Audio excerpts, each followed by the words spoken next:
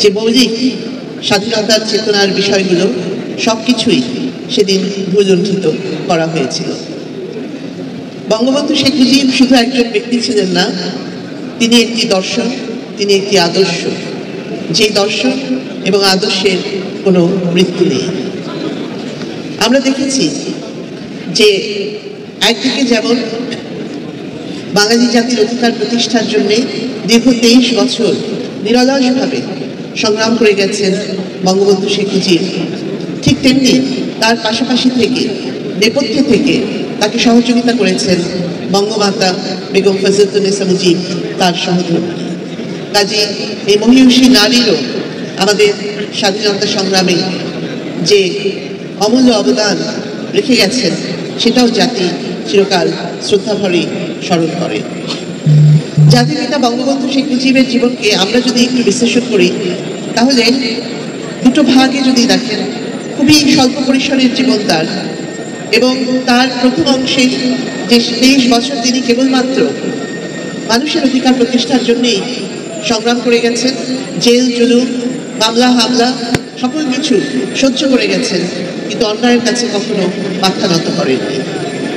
বাঙালির অধিকার প্রতিষ্ঠায় তিনি কখনো পিছপা হননি, তিনি কখনো সেখানে কোনো আপোষ করেননি। তার ঐতিহাসিক 7ই মার্চের ভাষণ, সেখানে আমরা দেখেছি তিনি বলছেন যে আমি প্রধানমন্ত্রিত্ব চাই না, আমি বাংলার মানুষের স্বাধীনতা চাই। তার ব্যক্তিগত জীবনে কোনো চাওয়া পাওয়া ছিল না, তিনি ছিলেন নির্লোভ নির্মোহ এক মানুষ, যিনি কেবলমাত্র দেশ জাতি এবং মানুষের কল্যাণে কাজ করে গেছেন। দুঃখী মানুষের মুখে হাসি ফোটানোই ছিল তার জীবনের মূল আদর্শ। এবং আমরা একটু লক্ষ্য করলেই দেখি যে টুঙ্গিপাড়ার সেই খোকা থেকে বেড়ে ওঠা, পরাধীনতার শৃঙ্খল থেকে বাঙালির জাতিকে মুক্ত করে স্বাধীনতার সূর্য ছিনিয়ে এনে একটি স্বাধীন বাংলাদেশ, স্বাধীন সার্বভৌম বাংলাদেশ, লাল সবুজের পতাকা এবং একটি সংবিধান উপহার দিয়েছিলেন আর অন্য কেউ নয়, জাতির পিতা বঙ্গবন্ধু শেখ মুজিব। আর তার সেই বেড়ে ওঠা, খোকার জীবন থেকে বেড়ে ওঠার অনেক উদাহরণ রয়েছে, যেখানে দেখবেন যে সেই শিশু বয়স থেকে তিনি মানুষের প্রতি কতটা দরদি একজন মানুষ ছিলেন। একটা শিশুকাল থেকেই তার পরিচয় আমরা পেয়েছি, এবং পরবর্তী জীবনেও তাই। এই দুঃখী মানুষের কষ্ট লাঘব এবং বৈষম্য, অন্যায়, অনাচার এর বিরুদ্ধে দাঁড়ানোই ছিল তার জীবনের মূল লক্ষ্য। পরবর্তীতে 52 ভাষা আন্দোলনে, সেই 48 থেকে 52 ভাষা আন্দোলনেও তিনি গুরুত্বপূর্ণ ভূমিকা রেখেছেন। তাকে তখন গ্রেপ্তার করে কারাগারে রাখা হয়েছিল, এবং কারাগারে অন্তরীণ থাকার সময়ই 52 এই ভাষা আন্দোলনের পর যখন তাকে মুক্ত করা হয়, তখন তার শারীরিক অবস্থা খুবই দুর্বল হয়ে গিয়েছিল, কেননা তিনি সেই জেলের ভিতরেই তখন অনশন করেছিলেন, এবং সেই অনশন করে প্রায় মৃত্যুমুখে পতিত হচ্ছিলেন, এমনই একটি পরিস্থিতি হয়েছিল।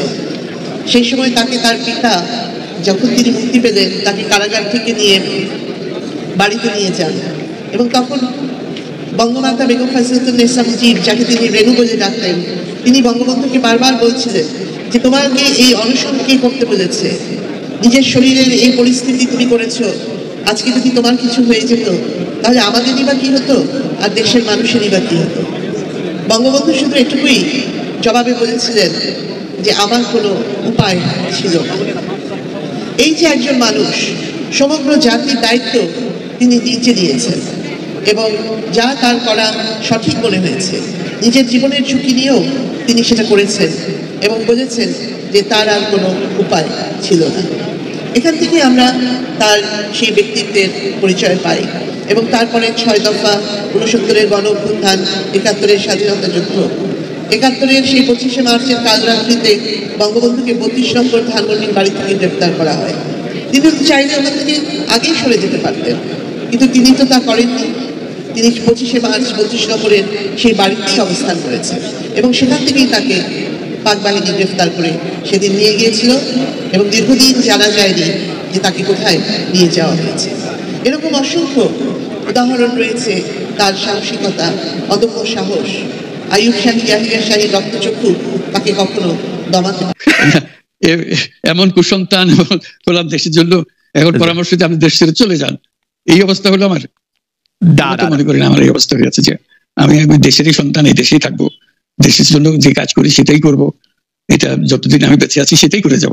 আমাকে বিভিন্ন দেশ থেকে আহ্বান জানাই, আমি কেন ওখানে দেশে থাকছেন, আজকেও একটা নতুন দেশ থেকে আহ্বান পেলাম, বলে আমরা সব ব্যবস্থা করে দেবো, এটা একটা নতুন দেশ যোগ আছি। কিন্তু আপনি বাংলাদেশেই থাকতে চান, এবং আমাদের কাছে যেটি মানে আমরা সাংবাদিক হিসেবে আপনাকে প্রশ্ন করতেই হয়, আপনি দেখেছেন যে আপনার প্রতিষ্ঠিত গ্রামীণ ব্যাংকের একটি সংবাদ সম্মেলন হয়েছে, সেই গ্রামীণ ব্যাংকের সংবাদ সম্মেলন থেকে আপনার বিরুদ্ধে যে অভিযোগ করা হয়েছে, সেই অভিযোগ মানি লন্ডারিং এর, সেই অভিযোগের ক্ষেত্রে বলা হয়েছে আমি সবচেয়ে ডাকু বাংলাদেশে সবচেয়ে বড় ডাকাত এদেশে, কাজে সেই হিসাবে সবাইকে জানান দেওয়া হচ্ছে, সেই হিসাবে আমি পরিচিত হয়েছি। আমি সবচেয়ে বড় ডাকাত, আমি সবচেয়ে সাংঘাতিক মানুষ যে দেশের সর্বনাশ করে যাচ্ছি, সেভাবে পরিচিত হয়েছি।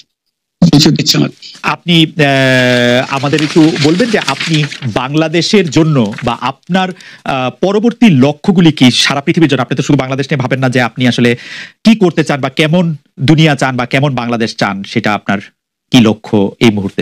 বললাম যে এটাই হলো আমাদের স্বপ্নের বীজতলা, যেগুলো আমাদের স্বপ্নগুলো একটা একটা দাসে একটা নতুন আইডিয়া আসে, সেটা একটা বীজতলা, এটা আমরা ট্রাই করে দেখি, একটা ছোট আকারে করি, এটা সফল হলে আর কি বড় আকারে করি, এটা বাংলাদেশি করে একবার সফল হলে সারা দুনিয়া এটা লুফে নেয় দেওয়ার জন্য, সারা দুনিয়ার লোক এখানে আসে, আমাদের লোককে নিয়ে যায়, এইভাবে কাজকর্ম সেটা আমরা একটা থাকছি বাংলাদেশে, করছি বাংলাদেশে, কিন্তু সারা দুনিয়ার লক্ষ্য আমাদের দিকে, আমরা কি করছি, কি চিন্তা করছি, কিভাবে এগুলো পরিচালনা করছি। এবং তার মধ্যে ব্যাখ্যা হিসেবে যেটা আমরা বারবার বলছি, আমরা একটা নতুন পৃথিবী গড়তে চাই। সেই পৃথিবী হবে 3 শূন্যের পৃথিবী, এটাও বহুবার বলা হয়েছে, তার উপরে বই লিখেছি 3 শূন্যের পৃথিবী কি হবে, যে 0 কার্বন এমিশন, যেহেতু পৃথিবী ধ্বংস হয়ে যাবে এই গ্লোবাল ওয়ার্মিং এর কারণে, একে রক্ষা করতে হলে আমাদের 0 কার্বন এমিশন অ্যাচিভ করতে হবে। কাজে এটা এমন বিশ্ব আমাদের করতে হবে যেটা 0 কার্বন এমিশনের বিশ্ব হবে। 0 ওয়েলথ কনসেন্ট্রেশন, আমরা উন্নয়ন বলছি, যে উন্নয়নের সফলতা গুটিকত মানুষের কাছে যায়, এটা শুধু বাংলাদেশে না, সারা পৃথিবীর এই অবস্থা, যে টাকার সমস্ত টাকা গুটি হতে মানুষের কাছে চলে যায়। দুনিয়ার যত সম্পদ আছে এই মুহূর্তে, তার 90% যে সম্পদ, এটা হয়তো 5% লোকের কাছে, যে 90% 5% লোকের কাছে রয়ে গেল। এবং আগামী দিনে এটার পরিবর্তন অন্যভাবে, 90% জায়গায় এটা 95% হয়ে যাবে, ওই 5% জায়গায় এটা 3% হয়ে যাবে, অর্থাৎ লোকের সংখ্যা কমে যাবে, সম্পদের পরিমাণ তাদের কাছে অনেক বেড়ে যাবে।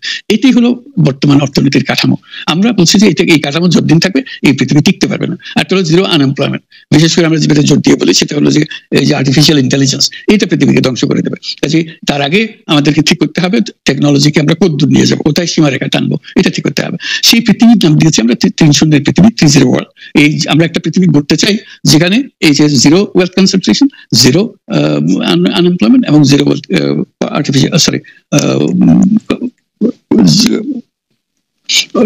গ্লোবাল ওয়ার্মিং 0 হবে। এই 3টা 0-র মধ্যে আমরা থাকবো।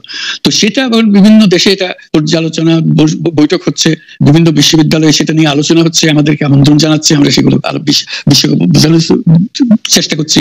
এটার বড় নিয়ামক হবে সোশ্যাল বিজনেস। এই সোশ্যাল বিজনেসের মাধ্যমে এগুলো করা যাবে। সোশ্যাল বিজনেস সঙ্গে আসছে সোশ্যাল বিজনেস, এবং কত জায়গা থেকে কত ভিন্নভাবে এগুলো প্রসার করা হবে সেটা আমাদের উপর আমাদের দায়িত্ব হয়। আমরা এগুলো ব্যাখ্যা করি, আমাদেরকে বিভিন্ন বিশ্ববিদ্যালয়ের মারফতে হয়। 107টা বিশ্ববিদ্যালয়ের এখন সোশ্যাল বিজনেস সেন্টার আছে, এটার নাম সাধারণত ইউনুস সোশ্যাল বিজনেস সেন্টার নামে পরিচিত হয়। নিত্য নতুন বিশ্ববিদ্যালয়ের সঙ্গে যুক্ত হচ্ছে। সর্বশেষ যেটা কিছুদিন আগে আমরা পত্রিকায় দিয়েছিলাম, যে finance university of Russia, finance university Moscow, তারা বলছে যে আমরা এখানে ইউনুস সোশ্যাল বিজনেস সেন্টার করবো, এবং আপনাকে একটা দায়িত্ব দেবো, একটা ইন্টারন্যাশনাল অ্যাডভাইজারি কমিটি আমাদেরকে বানিয়ে দেবেন, এবং আপনি সারাক্ষণ এটা তদারকি করবেন। সেটা এই সপ্তাহের মধ্যে আরেকটা বৈঠক হবে, তাদের সঙ্গে জুম মিটিং হবে, যে তারা অগ্রসর হচ্ছে। অর্থাৎ এটার গতি শুধু সীমাবদ্ধ কোনো বিশেষ ধরনের কাজে না। চায়না এটার একটা অগ্রগামী দেশ, যেটাতে সোশ্যাল বিজনেস নিয়ে তারা বহু পরিমাণ মনোযোগ দিচ্ছে। কাজে এইটা দুনিয়ার ডানে বাঁয়ে উত্তর দক্ষিণে সবার কাছে আছে, কাজে সেটাকে আমরা তুলে ধরছি। এটা আমাদের বড় বক্তব্যটা হলো, বর্তমান যে কাঠামোর উপরে বিশ্ব পরিচালনা হচ্ছে, সেই কাঠামো, সেই বিশ্ব এটা আত্মঘাতী একটা বিশ্ব, এটা নিজেকে বিলুপ্ত করা ছাড়া এটার কোনো গতি নেই, যে পদ্ধতি আমরা এগোচ্ছি।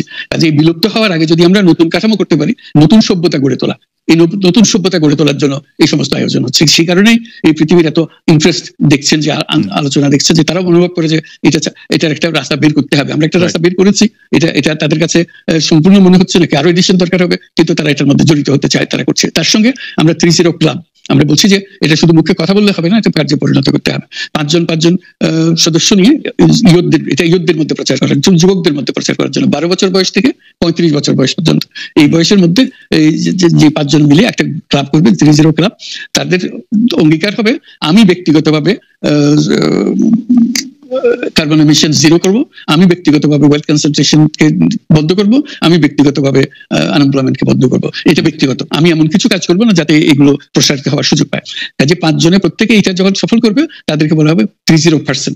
এই 5 জন যদি 30% হতে পারে এবং আরো ক্লাব যদি 30% সৃষ্টি করতে পারে, আমাদের বক্তব্য হলো তাহলে আমরা 30 বিশ্ব গড়তে পারবো। কারণ পুরো জিনিসটা সৃষ্টি করছি আমরা নিজেরাই ব্যক্তিগতভাবে।